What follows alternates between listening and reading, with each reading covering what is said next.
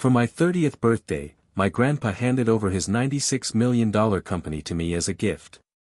But right after the celebration, my parents announced that my brother would be stepping in to run the business. I firmly told them, "No way, I'm the owner now." My mom quickly shot back, "Then pack your bags and get out of this house." Just then, Grandpa chuckled softly and revealed another surprise.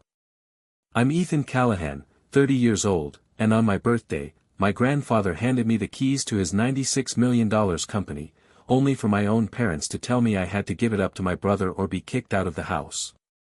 Before I get into how a secret my grandpa buried deep within the company's legal setup ended up saving everything and exposing a hidden betrayal I never even knew was there, do me a favor and let me know in the comments where you're watching from. It's always amazing to see how far these stories can go. It all kicked off on what was supposed to be the happiest day of my life, my 30th birthday. The celebration itself was a classic Callahan affair, held at my grandfather's sprawling estate up in Northern California. It was an early autumn evening, warm and filled with the scent of freshly cut grass and the expensive perfume my mom Margaret always wore. My grandfather Walter Callahan was a true legend in the tech world, even in his late 70s, despite a noticeable limp and some weariness that hadn't been there a few years ago. Still, he carried himself with an aura of quiet authority that could command any room he entered. He stood up, leaning slightly on his cane, and raised a glass of sparkling cider. "To Ethan," he announced, his voice softer than it used to be, yet still carrying across the murmuring crowd. His eyes found mine and held them steady. "I've had the privilege of watching this young man grow. I haven't just seen him develop into a fine person but also into a leader I truly respect." A wave of warmth crept up my face as I looked across the perfectly manicured lawn.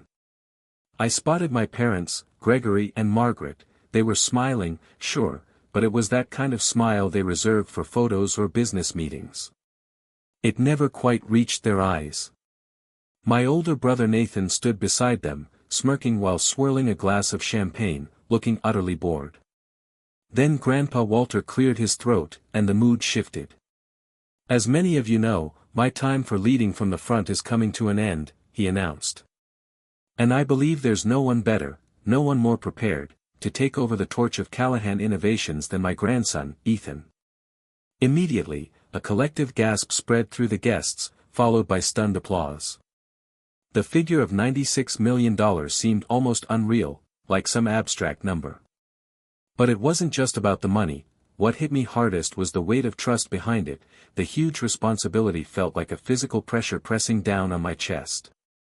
I was stunned, deeply humbled, and honestly terrified.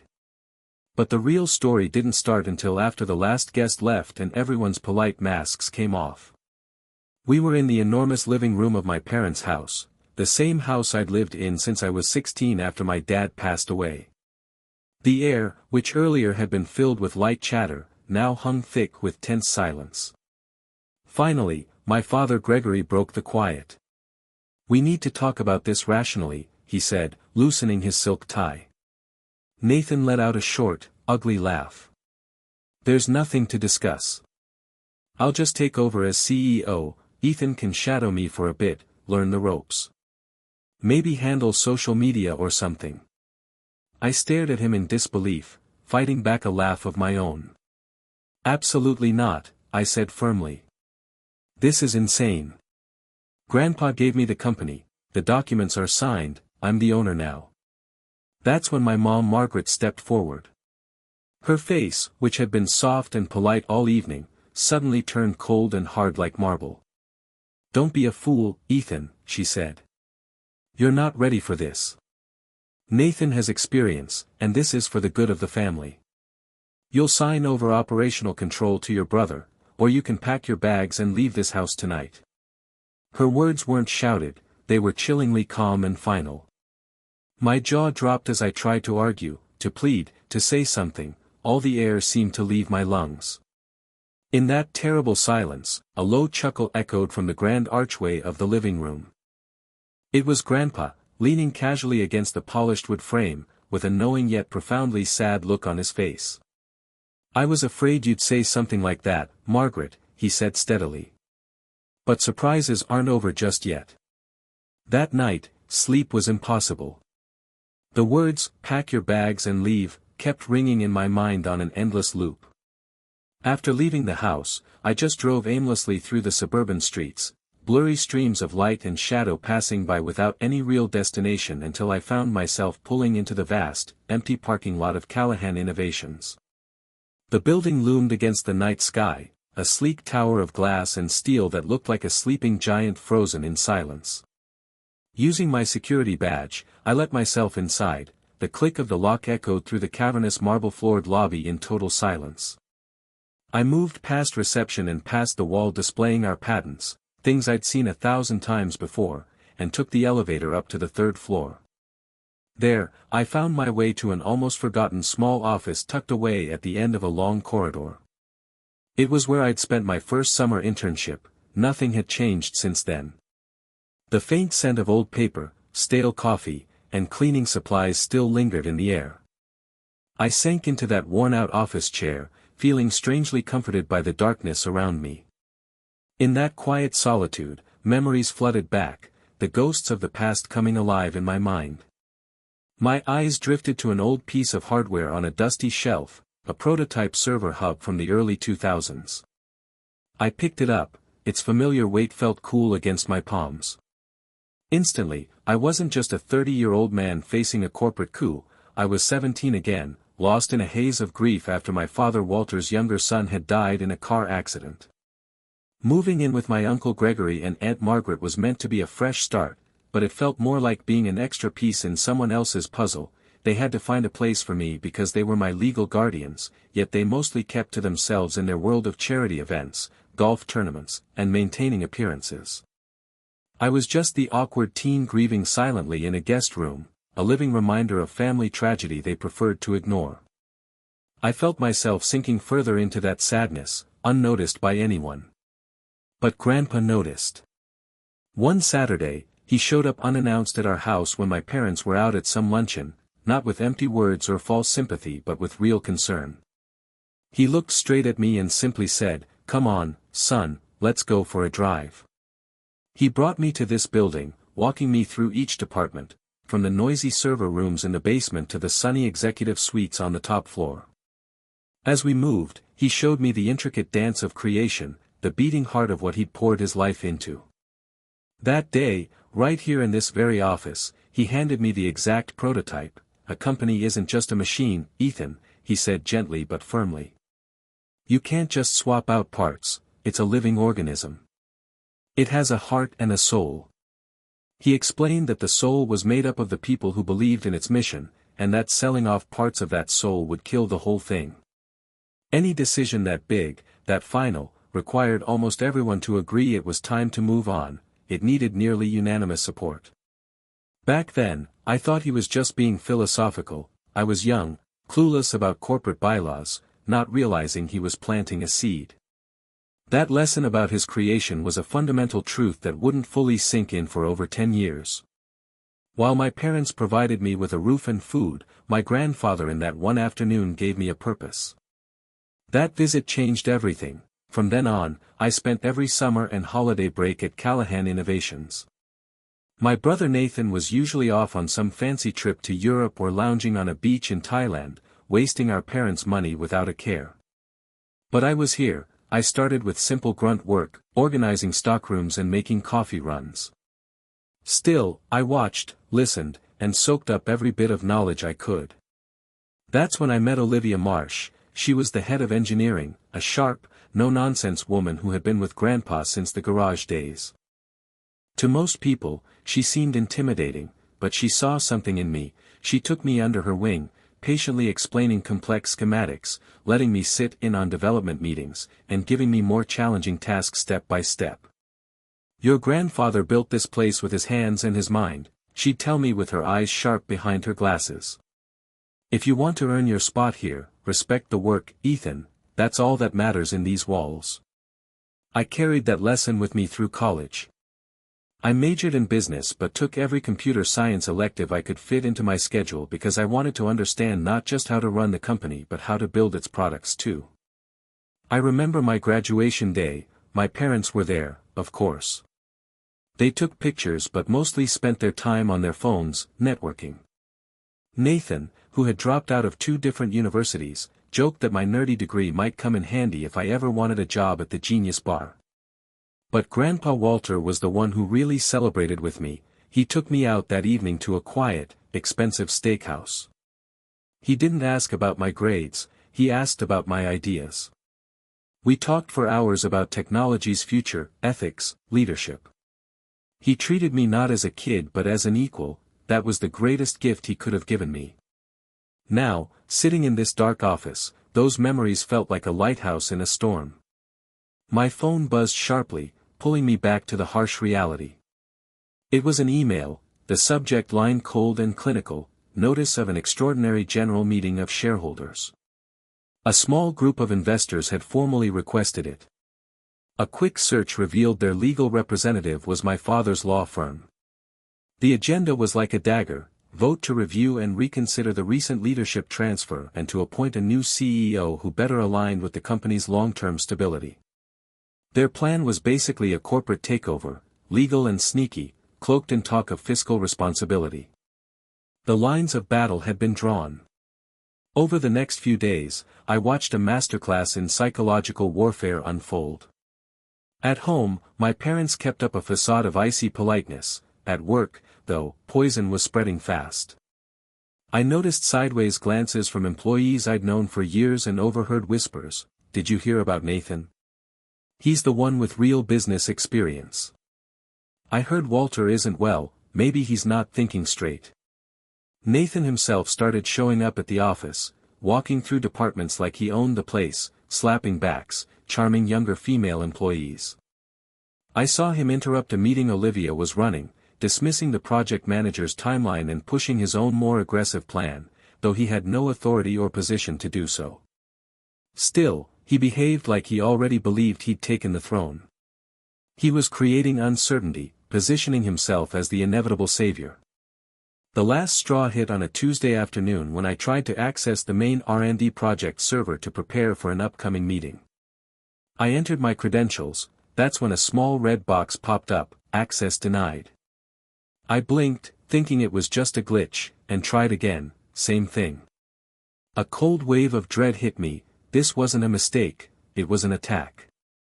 I grabbed my phone and called IT. The trembling in my hand wasn't just anxiety. A young technician named Kyle answered. I'd helped him with coding issues just months before. His voice wavered as he said, Yeah, Mr. Callahan, Kyle, it's Ethan." I cut in quickly. "I can't get into the R&D server, can you see what's wrong?" There was a long pause that felt full of suspicion. Finally, Kyle mumbled, "Sorry sir, there's a directive to restrict access to some high-level folders for a security review." "From who?" I asked sharply, my voice almost a growl now. Kyle hesitated before replying, "It's co-signed by your father, Mr. Gregory Callahan, and Mr. Nathan Callahan." The line went dead in my ear, calmness crept over me like ice. They weren't just trying to outvote me, they were actively sabotaging me, cutting me off from crucial information needed to defend myself. They were treating me not just as a rival but as an enemy. That's when I knew with sickening certainty, I couldn't be the polite nephew anymore if I wanted to save Grandpa's legacy. I had to fight, and I had to win. The access denial was like a slap across the face. It changed everything from an abstract battle into something real and urgent. Without hesitation, I called Olivia Marsh, the only person I knew I could trust completely. I told her everything, the words spilling out in a clipped, angry rush. "They've locked me out of my own company's data." There was silence on the line before she exhaled sharply and said, "That's not just a breach of protocol, Ethan, that's declaring war." Her voice was steel-hard as she added, "If they think some permissions lock can stop us, they're dumber than I thought." She told me to meet her at the back entrance of the office, 30 minutes, dressed in dark clothes, before heading into that shadowy building felt like stepping into a spy movie scene. Olivia led me not to my office or hers but into a small windowless server maintenance room in the basement, a place filled with ozone smell and cool air circulating around us. They can lock you out of the user interface, she muttered while her fingers flew across her keyboard connected directly to a server rack. But they can't lock out the system administrator from the core system. She explained that Grandpa Walter and she had learned long ago that you always need a backdoor, people can be unpredictable, and for 2 hours we dove deep into Callahan Innovation's digital heart. Olivia was a pro at navigating command lines and security logs at a speed that left me breathless. It got worse than I expected. Nathan had used my father's temporary admin privileges not just to restrict my access but to delete key files, including my presentation for the board, my strategic plans, sales forecasts, market analysis, all gone in a targeted wipe meant to leave me empty-handed and humiliated at the meeting.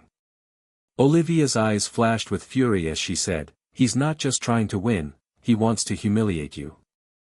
Her words hit hard. Nathan had all his father's arrogance but none of Grandpa Walter's strategic genius. A wave of despair hit me hard, months of work erased in seconds. Olivia spun her chair and looked at me with steel resolve. "We rebuild," she said firmly. "Stronger than before." She told me they thought I was just some kid who'd run home crying after losing his data, but we were going to prove them wrong. "We're going to show them they messed with the wrong people now, so stop moping and start pulling up raw sales data from our backup archives. I need you to help rebuild those projection models. We'll work all night if we have to. Get that coffee brewing because it's going to be a long one."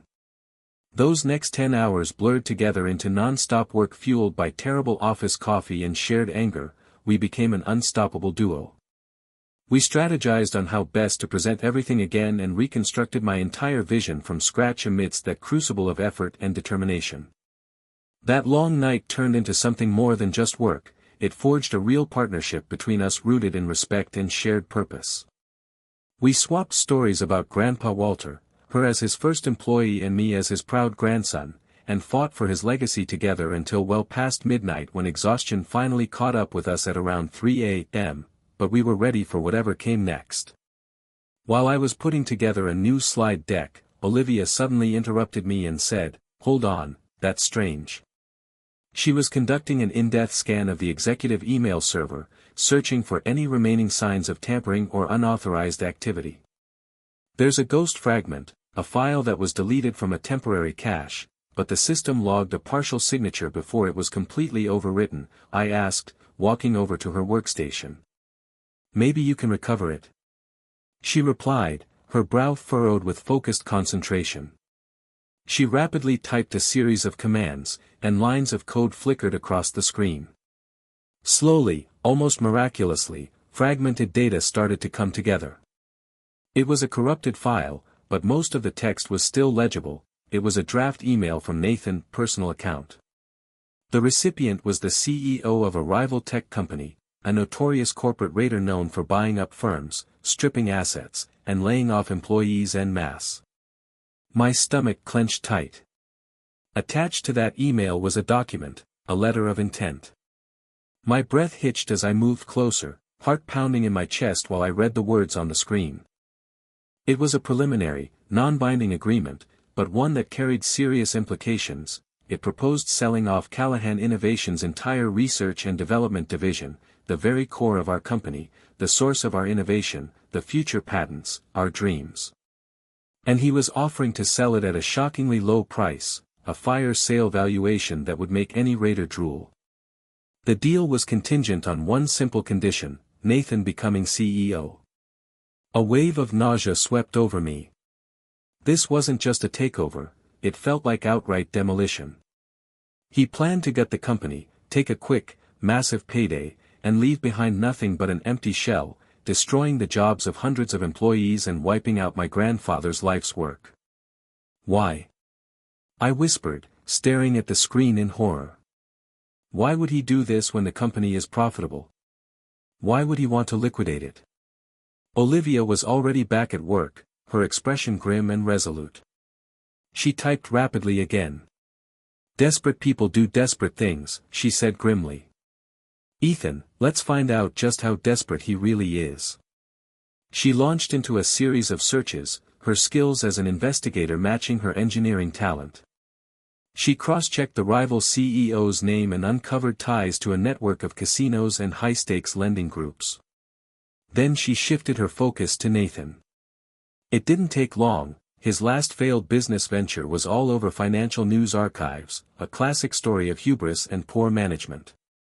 But Olivia went deeper. She dug into public records, court filings against him for property disputes and creditor lawsuits. And then she hit the jackpot, a link to a notorious loan shark based out of Las Vegas.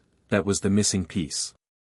This wasn't just about some spoiled rich kid wanting more, this was about a man drowning in debt, pressed into a dark hole and crushed under its weight.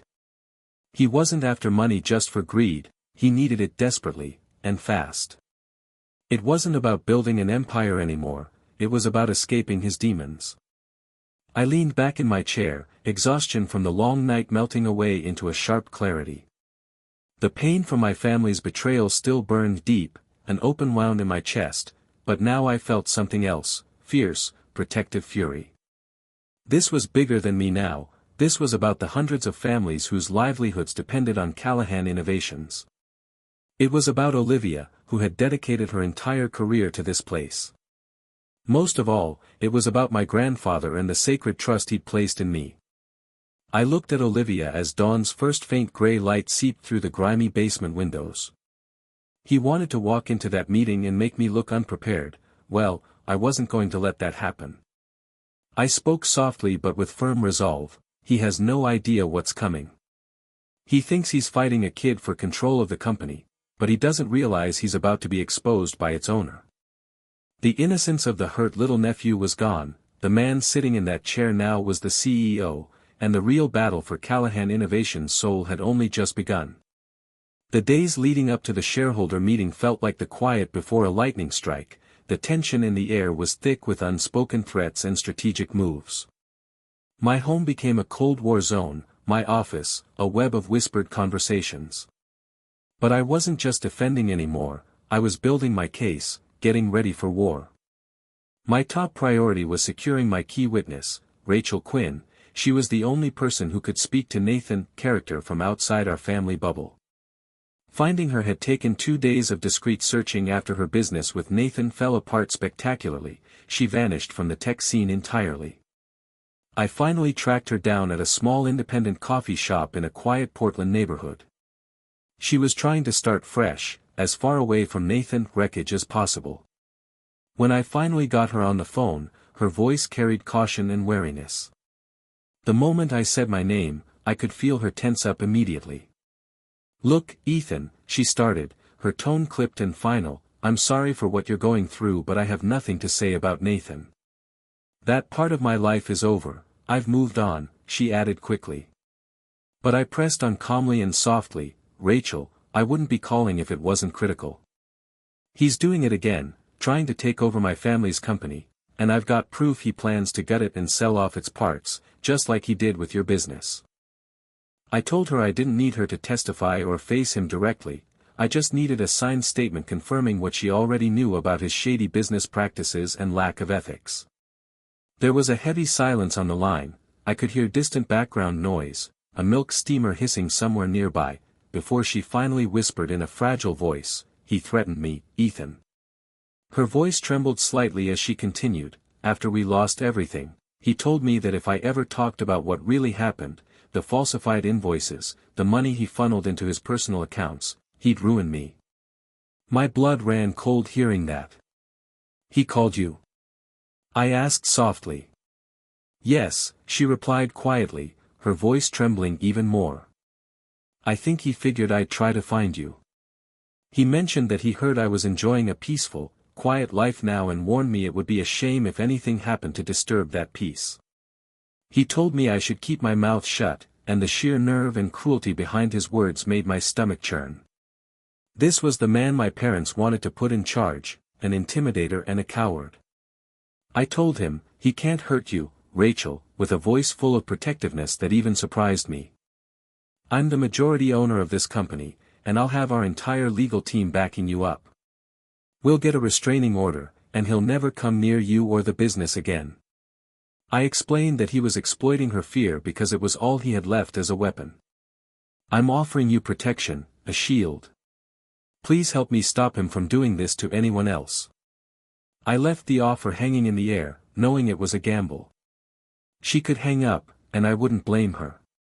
After another tense pause, I heard her take a shaky, deep breath. Finally, she said, "Okay," her voice small but steady. "Okay, Ethan. I'll do it. Send me the papers, this bastard isn't going to win." The relief that flooded through me was huge. Her testimony was a key piece in the case I was building. The next evening, my phone rang with a private number. Turns out, it was Grandpa Walter. He'd been getting updates from Olivia and Leo Tran, an old friend of his on the board. His voice was weak, and I could hear his fatigue, but his mind was sharp as ever. "I hear your brother's putting on quite a show," he said without any preamble. "He's got a lot of people fooled." I admitted, "Yeah." He warned, "Don't get into a mudslinging match with him, Ethan." I could almost see him leaning forward in his armchair as he added, "He's comfortable in that muck. This isn't just about showing the board that he's breaking rules, rules can be bent. You've got to prove that he's breaking the trust, he fundamentally doesn't understand what we built here." He paused, and I heard faint clinking of a glass in the background. I remembered a tough battle I had back in '92 when a competitor tried a hostile takeover. They had the numbers, the analysts, the momentum, everyone told me to fight them on their turf, with spreadsheets and projections. But I didn't. Instead, I went to the shareholders and told them a story, about our first big contract, about employees who slept on the floor just to meet deadlines. I reminded them we weren't just a stock ticker, we were a family. We won that fight. "Don't just fight for the law, Ethan," he said. "Fight for the legacy." His words clarified my strategy. This wasn't just about corporate legality, it was a battle for hearts and minds. My final preparations happened in the grand office of Franklin Quinn, my grandfather's longtime lawyer. Franklin was in his 70s, with eyes that had seen everything. I laid out my entire case on his shiny desk, the evidence of the data purge, the signed affidavit from Kyle, our IT tech, the damning letter of intent, and Rachel Quinn's upcoming statement. Franklin examined each document carefully, his face unreadable. When he finished, he steepled his fingers and looked at me over his glasses. "This is a strong case for character assassination, Ethan," he said softly. "But remember, a desperate man can be extremely persuasive. Nathan will try to spin this as some necessary evil, painting you as a naive kid while portraying himself as the tough executive making tough decisions. He'll lie through his teeth, and some folks will want to buy into it, I know. That's why I'm leaning forward, I need to hit him with the one shot he can't dodge, a single, decisive blow." A slow smile spreads across Franklin's face as he turns and opens a thick leather-bound binder from his credenza. It's the original Callahan Innovations corporate charter signed by my grandfather 3 decades ago. "Your grandfather was the most brilliant man I've ever known," Franklin said softly, "not just in engineering but in understanding human nature. He always thought 10 steps ahead. He planned for the worst in people, but hoped for the best."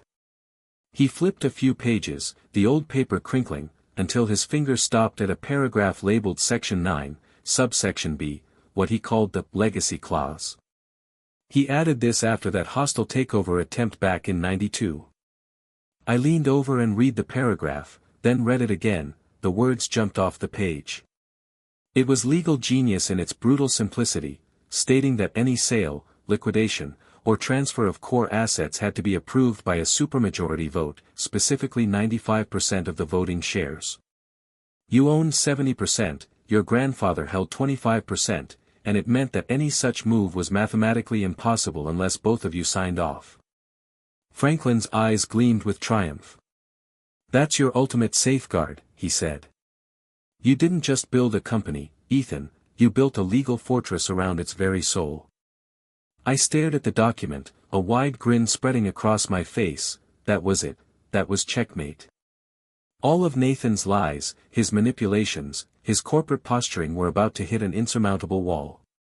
He'd been playing checkers, my grandfather had been playing three-dimensional chess from day one. As I walked out of that office, I no longer felt like a kid, I felt like the owner of a fortress, about to raise the drawbridge on my enemies.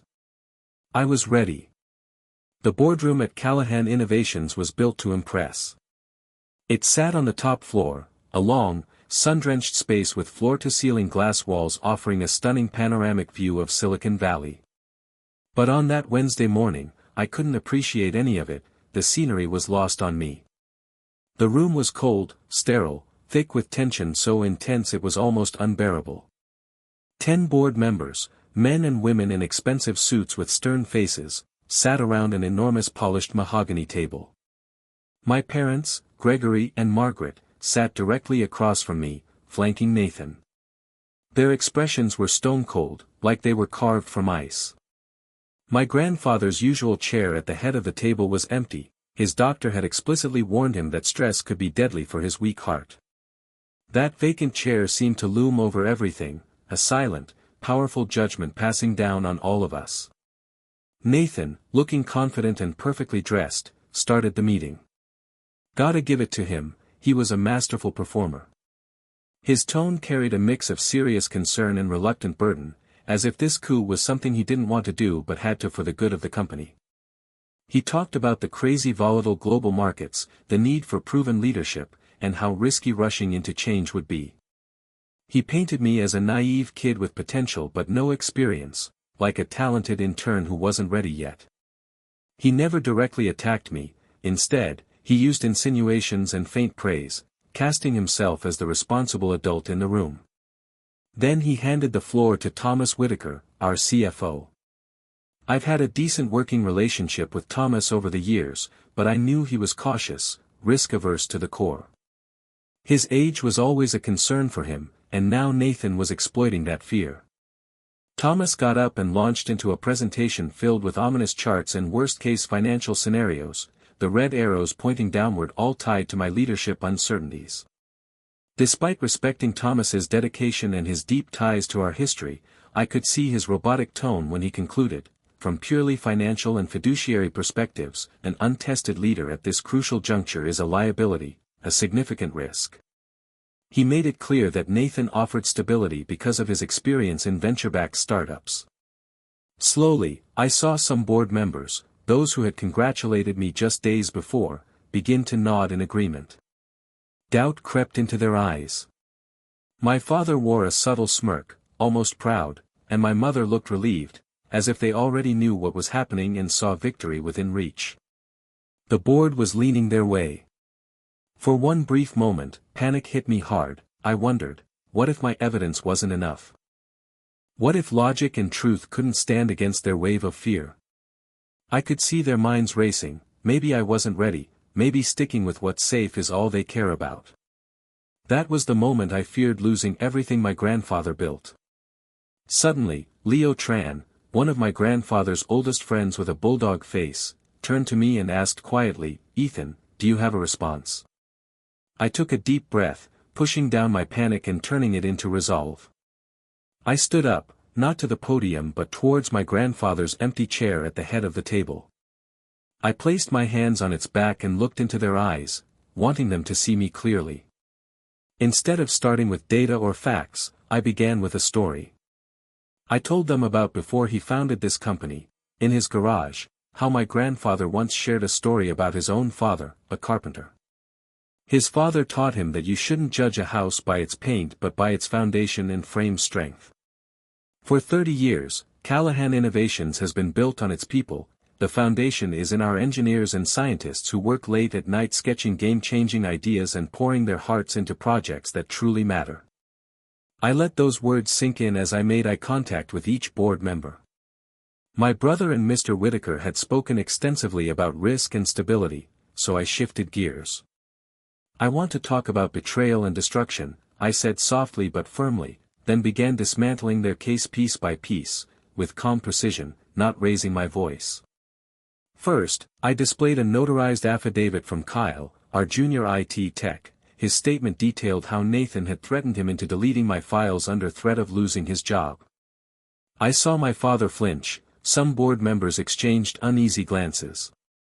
Next, I read aloud Rachel Quinn's sworn statement, how Nathan had drained their last company of funds through falsified invoices and left partners and investors empty-handed. Nathan suddenly jumped to his feet, his face flushing red, and shouted that these were baseless lies from a disgruntled ex-partner, calling it character assassination. Calmly, I responded, "Is that so?" without even looking at him but directly at the board. Then I revealed the final document, the letter of intent, something Nathan had desperately tried to erase, that outlined his plan to sell off our entire R&D division to a major competitor and corporate raider for pennies, contingent on him becoming CEO.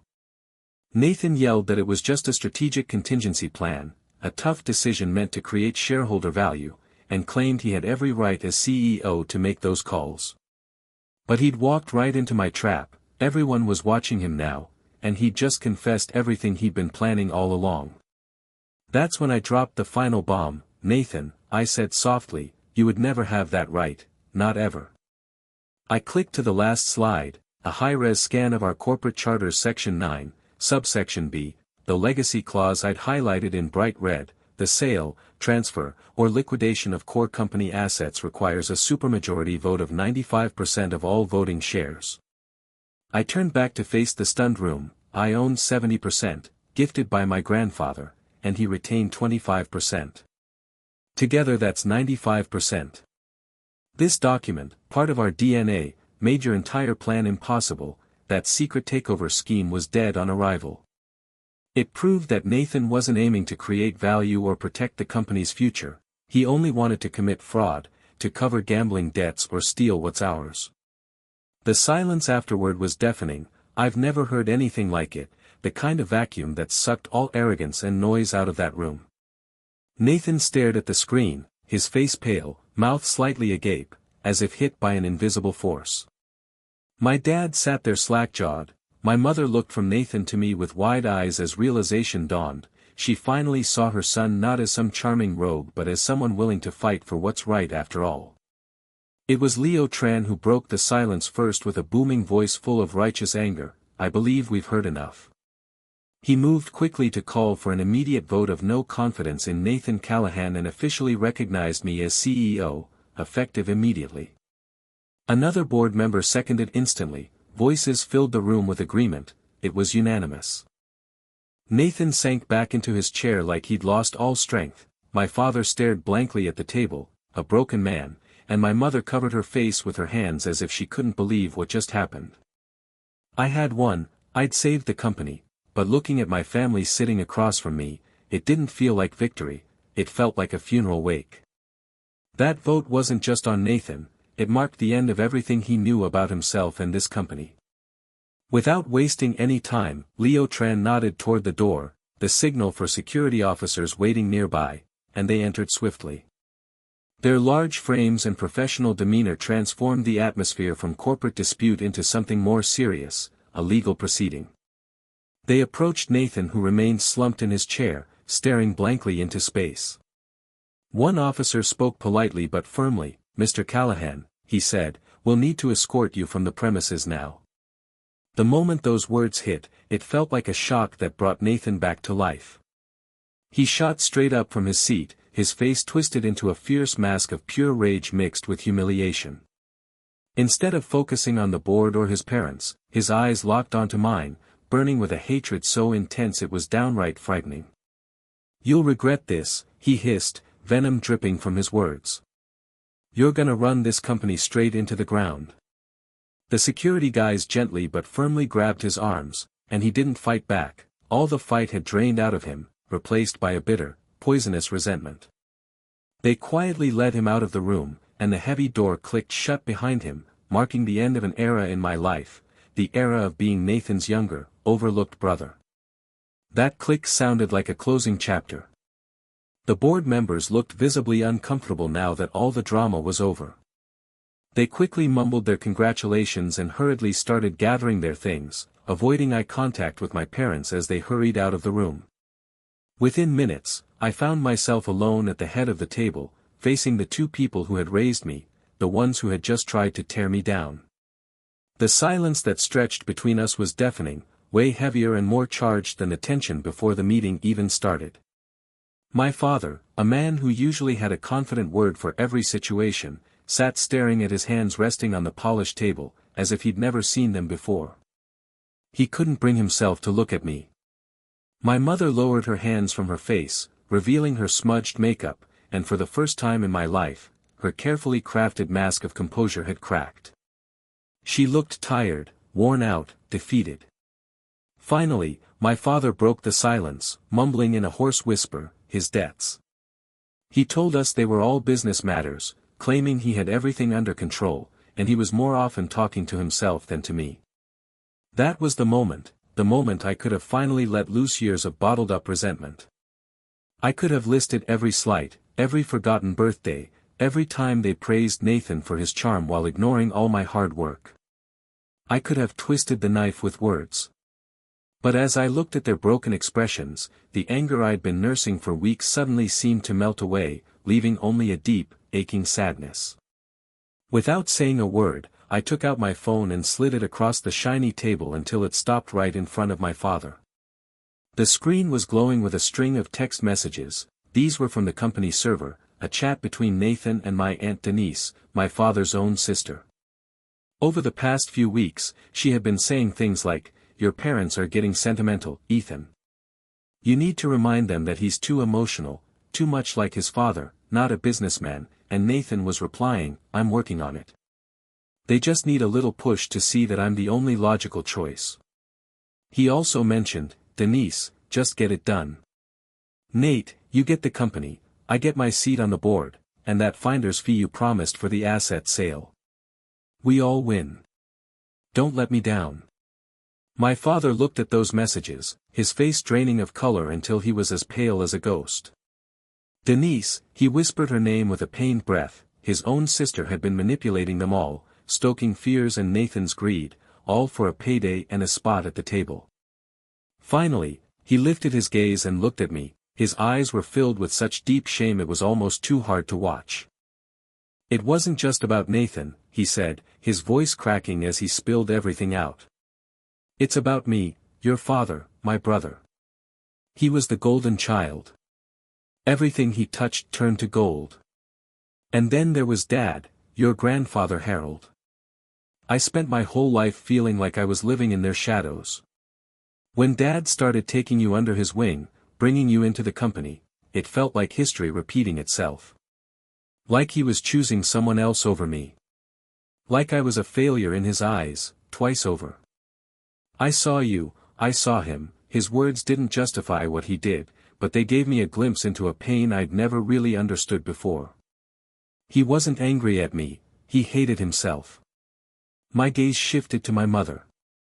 She was still silent, tense and unmoving, her face like stone. She was the woman who had delivered the ultimatum, the one willing to make her own son homeless just to keep her favorite child happy. A sharp sting of that original hurt hit me again. "Was it worth it, Mom?" I asked softly, not accusing, just genuine curiosity. All the social standing, the parties, what everyone at the country club thinks, was any of it worth this? Was it worth destroying our family? That question finally broke through her defenses. Her carefully built composure shattered completely. Her shoulders started shaking uncontrollably. A single tear slipped down her face, then another, tracing through her expensive makeup. She let out a choked sob, raw and full of regret, like it was torn from her very soul. She couldn't speak, she didn't have to. Her silent breakdown, trembling and broken, was enough for me. I stood up from my grandfather's chair and said, "I'm still your son," meeting both of their eyes steadily. "But from this moment on, any relationship we have has to be built on respect and honesty, not entitlement or lies."